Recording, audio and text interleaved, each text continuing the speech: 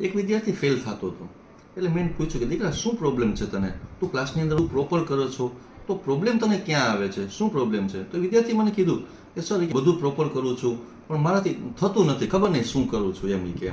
તો એક કામ કર, આજે હું તને એક હોમવર્ક આપું છું, આ હોમવર્ક તું કરીશ ને 30 દિવસ કર એટલે 31મા દિવસથી 100% રિઝલ્ટમાં પણ ઇમ્પ્રૂવ થશે.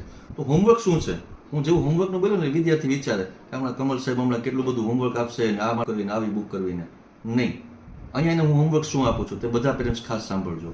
મેં એને ખાલી એટલું કીધું કે તું તારો સુવાનો ટાઈમ નક્કી કર, જમવાનો ટાઈમ નક્કી કર અને ત્યારે ટાઈમ નક્કી કર અને એ પ્રમાણે તું કર અને 30 દિવસ પછી તું જો તારા રિઝલ્ટમાં ફેર પડશે.